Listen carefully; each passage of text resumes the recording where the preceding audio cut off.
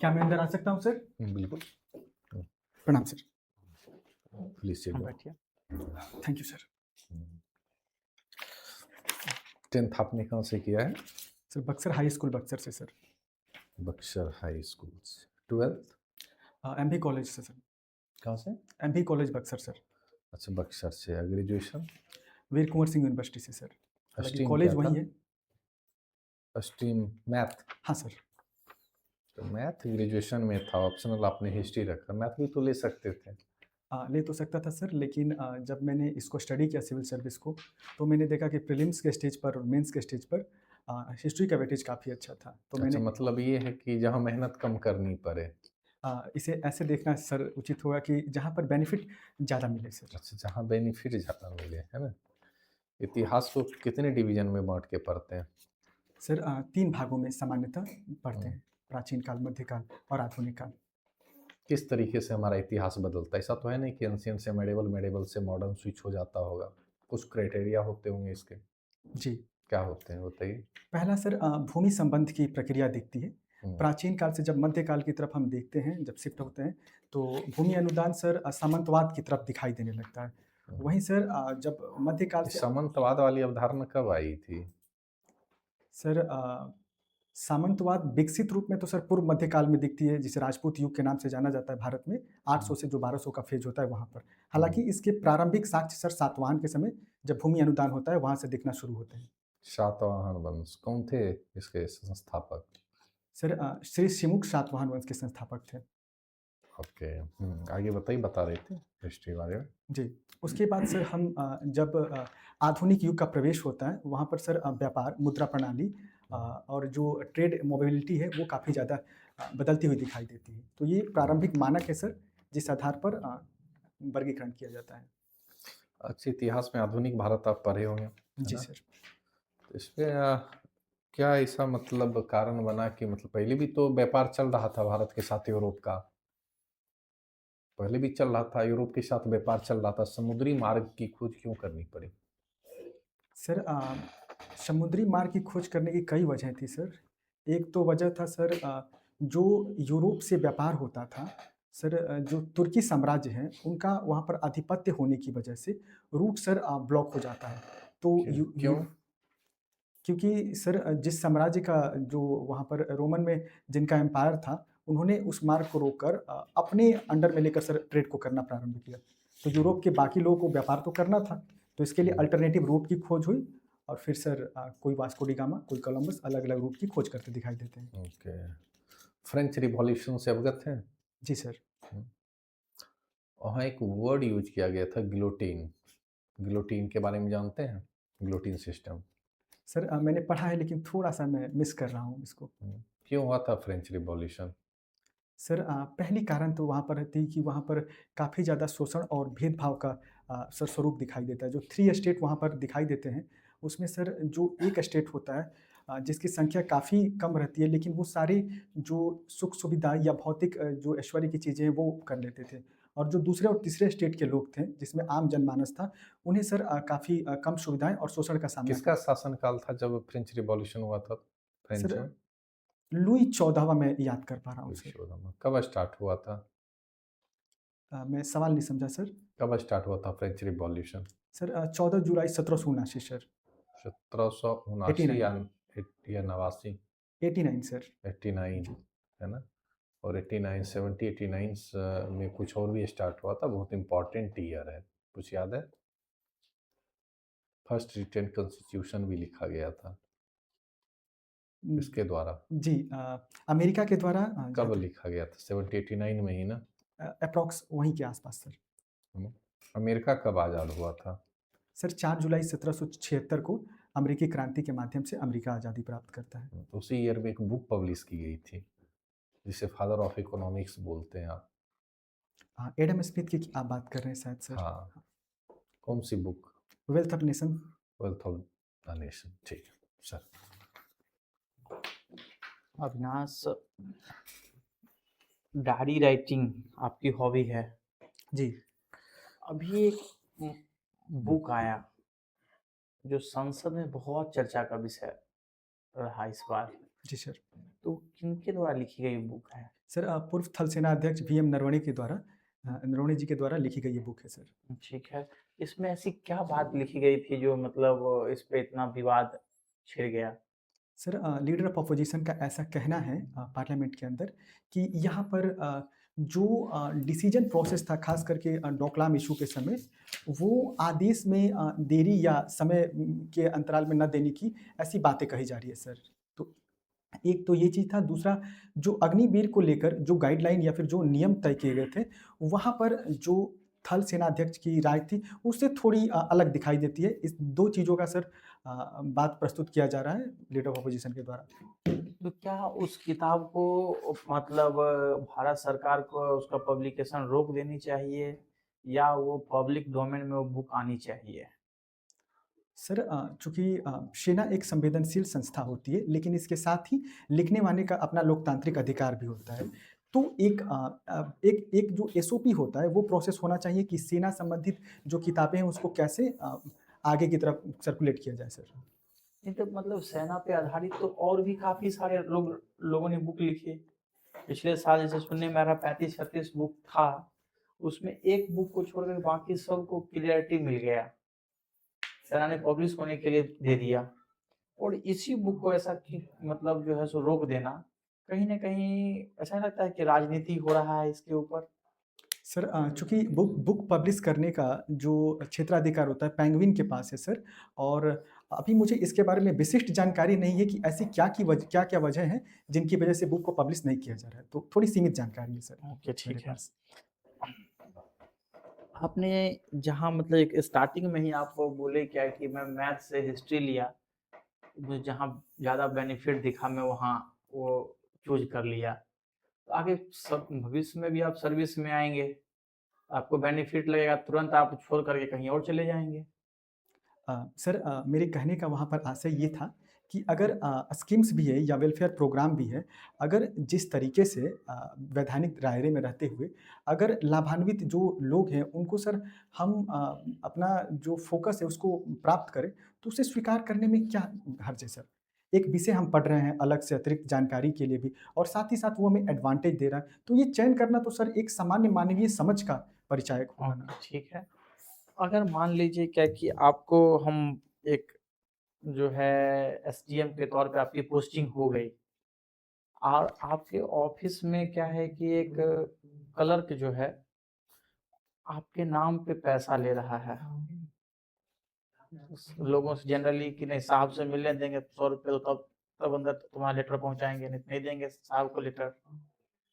इस प्रकार से आप और आपका जो है यहाँ से आपके विभाग से यहाँ सेक्रेटरीट से फोन आता है कि आपका वर्क पूरा स्लो है। और जब आपको ये सूचना मिलता है कि आपको यहाँ से निंदा पत्र आपके अगेंस्ट जारी होता है, तब आप ऐसे में क्या करेंगे? सर हमारा पहला स्टेप होगा कि हम तत्काल जांच कर इस बारे में जानकारी लें और जो आरोप लगा है अगर वो सच है तो उनके खिलाफ कार्रवाई की जो प्रक्रिया है उसे आगे बढ़ाएं। साथ ही साथ हमारे जो इंटेलिजेंस यूनिट है हम उन्हें सूचित कर उन्हें भ्रष्टाचार संबंधी जानकारी देंगे और इस प्रक्रिया का उन्मूलन करेंगे। साथ ही साथ जो दूसरा आरोप था कि काम की प्रक्रिया धीमी है, मैं इसे तत्काल प्रयास करूंगा कि जिन हर्डल्स या जिन चैलेंजेस की वजह से धीमा हो रहा है उसे तेज कर जो कार्यवाही है उसको तीव्र करूँ सर। ठीक, ऐसा लगता है कि आप मतलब जब आप ऑफिसर बनते हैं लोग तो आपको ऐसा लगता है क्या कि वो आम पब्लिक से कट जाते हैं? उनका एक अलग सोसाइटी बन जाता है और आम पब्लिक से वो जल्दी मिलना पसंद नहीं करते? सर ये एक परसेप्शन है, ये एक ऐसी राय बनी हुई है और इसके पीछे ना संदेह थोड़ी बहुत सच्चाई भी है, लेकिन इसको पूरा का पूरा सिस्टम के ऊपर कहना सर जल्दबाजी होगा। अभी जस्ट एक किसी आईएएस के बारे में आ रहा था कि वो चार्टर प्लेन से घूमते हुए पाए गए आईएएस। सर इस राज्य में 200-250 से ज़्यादा ब्यूरोक्रेट्स हैं सर। अगर एक आदमी कुछ गलत करता है तो वो उसकी निजीगत समस्या है सर। उसे पूरी व्यवस्था के ऊपर कहना सर थोड़ी जल्दबाजी होगी। अच्छा, ठीक है। नहीं, 1-2 लोग ही तो इसको बदनाम कर रख देते हैं। जी। अच्छा, ये जो है आपके राजा राम मोहन राय, इन्हों मतलब इनमें क्या ऐसी खासियत दिखी कि आपने इनको आइडियल पर्सन माना? सर एक तो पूरे देश की आधी आबादी के साथ एक इतना अमानवीय प्रथा सती के रूप में था, उसको पहली बार कोई व्यक्ति उन्मूलन करता है। साथ ही साथ सर इतिहास में शुरुआती नेताओं में ये हैं जिन्होंने महिलाओं के संपत्ति संबंधी उत्तराधिकार या राजनीतिक अधिकार की बात करते हैं। यही नहीं सर, पत्रकारिता के माध्यम से भी ये कई ऐसे महत्वपूर्ण मुद्दे जैसे प्रशासन में भारतीयों की हिस्सेदारी का बढ़ना हो या निर्यात में जो भारतीय वस्तुओं के ऊपर लगने वाले अच्छा, जो आपने अभी जिक्र किया सती प्रथा सर, मुझे सती प्रथा और जौहर प्रथा में क्या है डिफरेंसेस? सॉरी सर मैं सवाल सती प्रथा और जौहर जौहर प्रथा प्रथा। क्या डिफरेंसेस है?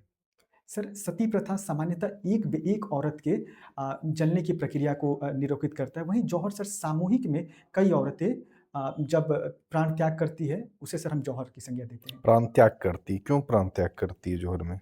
कुछ रीजन होता होगा ना? कैसी जाके प्राण त्याग कर देती है?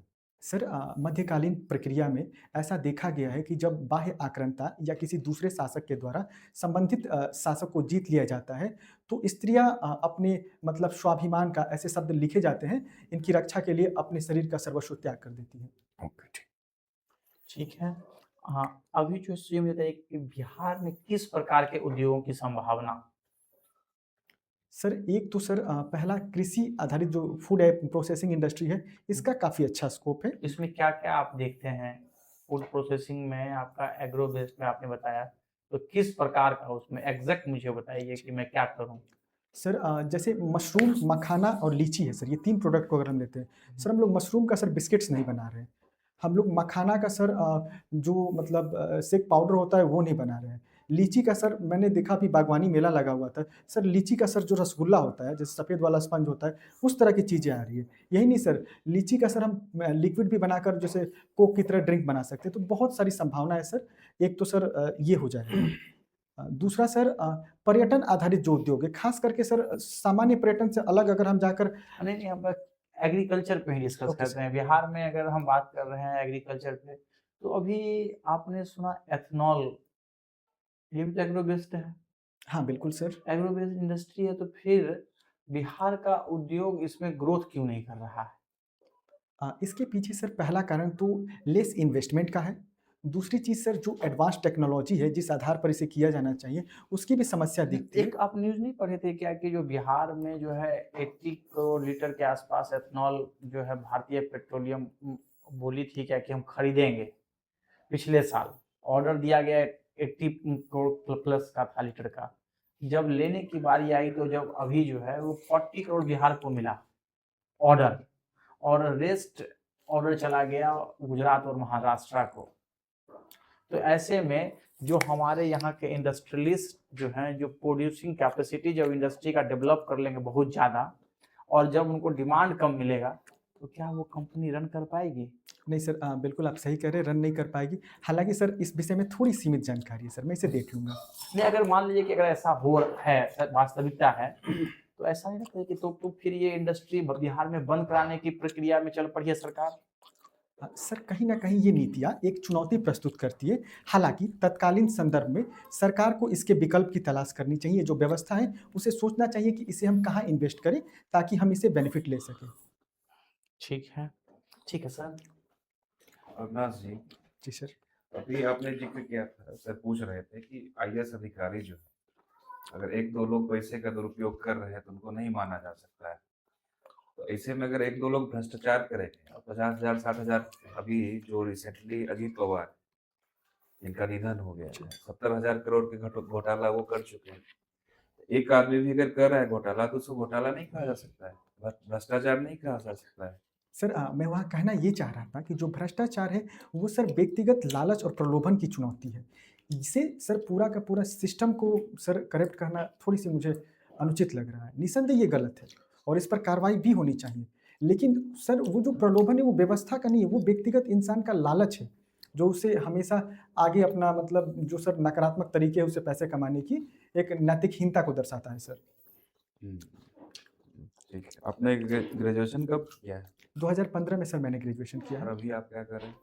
सर उसके बाद ग्रेजुएशन के बाद मैंने सर पोस्ट ग्रेजुएशन किया और अभी तो सर फिलहाल मैं सिविल सर्विस की प्रिपरेशन ही कर रहा हूँ और साथ ही साथ सर आजीविका के लिए मैं एक शैक्षणिक संस्थान में कार्यरत भी हूँ सर। कहाँ पे कार्य कर रहे हैं? सर एक निजी संस्थान है सर, किस तरह की संस्थान है? सिविल सर्विस की तैयारी करते हैं सर, करवाते हैं। अच्छा, उसी में आप पढ़ते हैं, पढ़ाते हैं, कंटेंट क्या काम करते यानी हैं? कॉपी मूल्यांकन का कार्य में किया है सर। अच्छा, अच्छा। मैथ आपका और पीजी कौन सा सब्जेक्ट किस सब्जेक्ट से किए हैं पीजी? मैथ से ही सर मैंने पीजी भी किया है। थेल्स थ्योरम तो पढ़े ही होंगे 10वीं में। जी सर। क्या है थेल्स थ्योरम? सर किसी त्रिभुज के अंदर जब 2 भुजाओं के बीच में एक मध्य बिंदु का चयन किया जाता है, तो उन 2 भुजाओं का जो अनुपात होता है वो बराबर होता है। उदाहरण के लिए सर अगर एबीसी एक त्रिभुज है और उसमें 2 भुजाएँ डी और ई डालते हैं तो एडी बटा में जो डीबी है वो दोनों का अनुपात बराबर होगा सर एई बटा में ईसी का। लॉग 0 का मान कितना होता है? सर लॉग 0 का मान 1 होता है सर। 1 होता है। जी। श्योर है? हाँ सर, मुझे अभी तो इतना ही याद आ रहा है। अच्छा, अभी आजकल ट्रैफिक की बहुत समस्या है।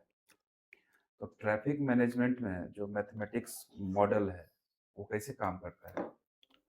सर ट्रैफ़िक मैनेजमेंट में पहला तो सर डाटा हमें कलेक्ट करने में किस क्षेत्र में कितना मतलब कुछ क्षेत्र होते हैं सर जहाँ पर काफ़ी ज़्यादा चूँकि मेन रूट का होता है, तो पहले तो सर हम सांख्यिकीय आँकड़ों से हम ये पहचान लेंगे कि कहाँ पर ज़्यादा हो रहा है। दूसरा सर ड्रोन का जो एल्गोरिथम होता है, वो सर मैथ्स के ही प्रिंसिपल पर काम करता है। तो हम ड्रोन के माध्यम से उन्हें मॉनिटर कर सर हम आगे की कार्रवाई कर सकते हैं ताकि चीज़ें बँट जाएँ और अलग-अलग जो हम रूट भी बनाते हैं, वो सर ज्योग्राफिकल जो मैपिंग होता है उसी आधार पर सर सिविल इंजीनियरिंग भी काम करती है। तो इन 3 तरीके से सर हम डील कर सकते हैं। 1857 का विद्रोह तो आपने पढ़ा होगा।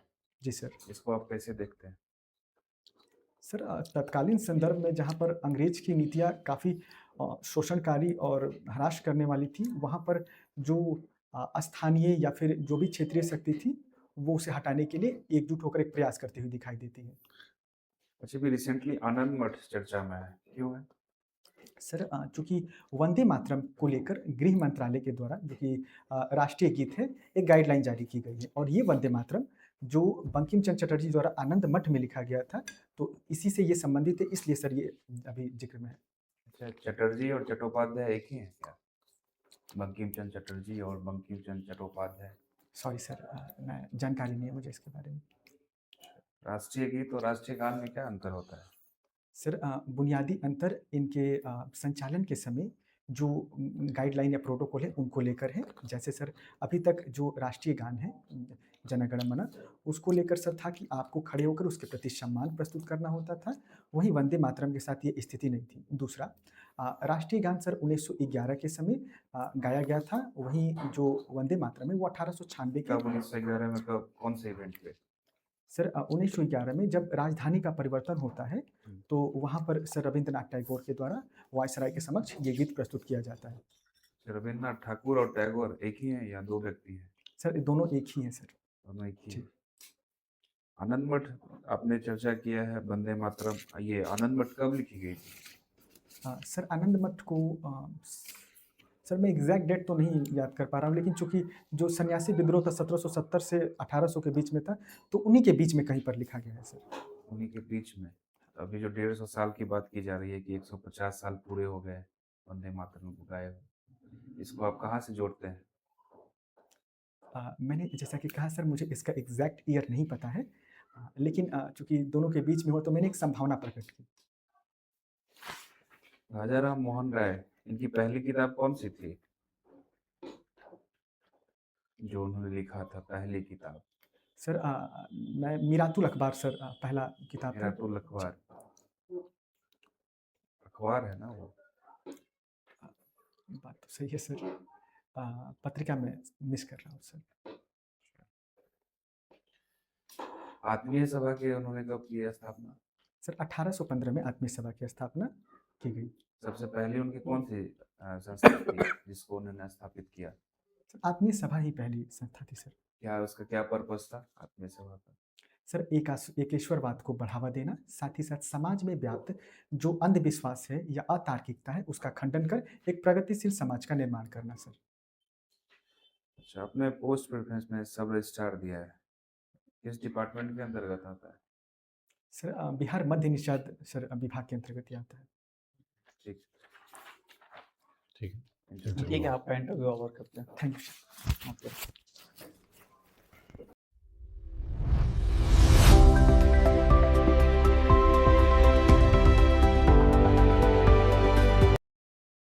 आपसे तो मिलना ही अच्छा लगता है हमें सर। ऑब्वियसली हम आपके यहाँ पर ही काम किए हैं सर। मतलब उस समय जब कॉपी मूल्यांकन 70 के समय था। अच्छा, अच्छा। उस समय मेंस भी आप ही लोग यहाँ पर ऑनलाइन किए थे। ठीक है, इंटरव्यू अच्छा है, लेकिन कहीं-कहीं जो आपका उत्तर होता है ना, तो वही थोड़ा एरोगेंस उसमें शो करता है। सर जैसे क्वेश्चंस पूछे थे, है ना? कि जैसे आप ये सब वर्ड यूज़ करते, सर ऐसा हो जाएगा तो हर्ज क्या होगा? अच्छा। देखे ना? सर क्वेश्चन कर रहे थे तो उस टाइम थोड़ा कहीं-कहीं आपका लगता है कि उसे तो थोड़ा उस सब चीज़ से बचिए। शब्द का चयन थोड़ा, नहीं तो कभी-कभी ऐसा चयन हो जाएगा तो सामने वाला को लगेगा नहीं कि थोड़ा-सा एरोगेंस शो कर रहा है। क्या? है ना? जैसे बेनिफिट्स की बात कहें, हिस्ट्री और मैथ को लेकर, है ना? तो थोड़ा वहाँ आंसर में झलक रहा था। फिर उसी से रिलेटेड सारे क्वेश्चंस पूछे थे कि प्रशासनिक सेवा में आएँगे, फिर वहाँ भी आपका बेनिफिट्स होगा तो आप चयन कर लेंगे। तो थोड़ा-सा वहाँ पे संतुलित आंसर और शब्दों का चयन थोड़ा बस ठीक है। बाद बाकी आपकी सब्जेक्ट पे अच्छी पकड़ है। हिस्ट्री भी आपका अच्छा है, कम्युनिटी भी अच्छा था, आई कॉन्टैक्ट भी अच्छा है, तो ओवरऑल अच्छा है और अच्छा जाएगा इंटरव्यू। फर्स्ट इंटरव्यू ये इससे पहले दिए नहीं, हैं? इसके पहले दिए हैं। इससे पहले दिए जी। हैं, तो अच्छा जाएगा ये इंटरव्यू भी। मेंस के लेवल पे कैसा रहा है? डीआई गलत हो गया 8-8 नंबर, कितना? 8-8 नंबर का 2 वो। 2 अच्छा कोई बात एक पर नहीं। तो डाउट है, वो 3 अनुपात वाला पाई चार्ट वाला नहीं था सर, तो उसमें 3 अनुपात वाला है, अब पता नहीं उसको सही मानते हैं कि नहीं मानते हैं। पाई चार्ट वाला जो क्वेश्चन था। उसका अब तो स्टेप मार्किंग भी दिया जा रहा है ना? सर मेरा मतलब किस्मत बड़ा है सर, मतलब ऐसे बोलना नहीं चाहिए, मेरे को नहीं मिल पाता। मैंने नोटिस किया सर, मैं 1.25 मार्क से भी छँटा हूँ सर, मतलब हुँ। फाइनल लिस्ट से। तो कहीं न कहीं अब आदमी जब अपना मूल्यांकन करता है तो सबसे कठोरतम स्थिति के लिए कि हाँ। उसको भी काट कर ही चल रहा है। तो पहली कमी तो सर डीआई मुझे लगी मेंस में, 8-8 नंबर का 2 गलती हो गया। एक बनाते समय ही ये लगे। पूरा गलत है या कुछ स्टेप या नहीं, फाइनल आंसर नहीं आया है? फाइनल आंसर नहीं आया है। फाइनल अब स्टेप लिखे। शुरुआत तो ठीक है, लेकिन फिर भटकाव है उसमें, जो चीज़ें थी। देखिए यदि निर्भर अब ये होता है कि निर्भर करता है जो चेक कर रहे हैं उनके ऊपर।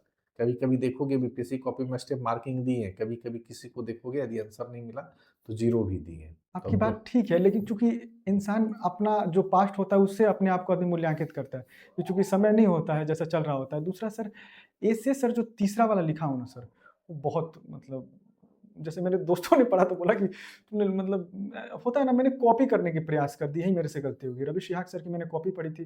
वो था ना सर, मैंने सर जैसे अलग-अलग रिलीजियस वाला हाँ, थोड़ा डालने की वजह से मैं जब खुद ही पढ़ रहा था ना, तो मुझे थोड़ा-सा लग रहा था कि तो यही दिक्कत हो जाता है कि जब आप टॉपर कॉपी देखोगे तो लगेगा हूबहू वही करके उतार दें, फिर उसी में गड़बड़ हो जाता है। जी, मैं इससे दरअसल हाँ, इससे अच्छा है कि अपने ओपिनियन पे, अपना पॉइंट ऑफ व्यू से हर एक चीज़ को लिखते तो ज़्यादा बेहतर होता। Right sir. थोड़ा कोई दिक्कत नहीं, ठीक है, जो बीत गई तो अब उस हाँ पे तो सर, काम कर ही नहीं सकते, बस इंटरव्यू अच्छा दीजिए। कब है फाइनल इंटरव्यू? 25 है सर, 25 फरवरी। 25 25 को। जी। है ना? तो अच्छा जाएगा इंटरव्यू। हमको तो लग रहा है कि अच्छी पकड़ है आपकी, 80 प्लस नंबर्स मिलने के चांसेस हैं आपके, है ना? इससे पहले इंटरव्यू दिए हैं ना, जी, तो दिए हैं। कितने नंबर मिले नहीं, थे? सिर्फ़ 62 ही मिले हैं। 62 मिले, कब दिए थे?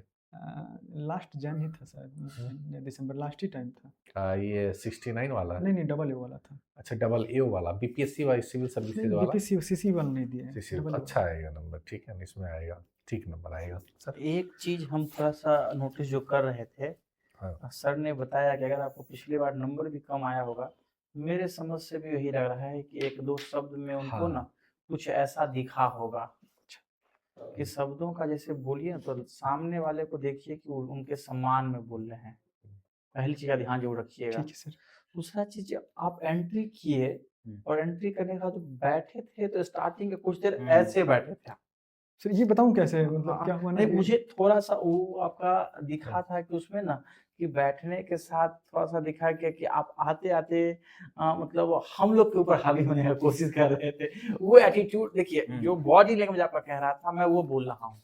क्या कि आपको आपके पास नॉलेज है, कंटेंट था और जिसके कंट्रोल पे आपका माइंड पूरा ओवर कॉन्फिडेंस वहाँ पे दिखा दिया। जैसे वो बैठे, तो बैठने का आपका जो पोर्शन था ना, सीधा ऐसे चला गया। सर एक्चुअली हुआ क्या इसके है ना कारण कि से मतलब मैं वो एक मॉक देने गया था अभी हाल ही में, मैं सर ऐसे ही बैठता था।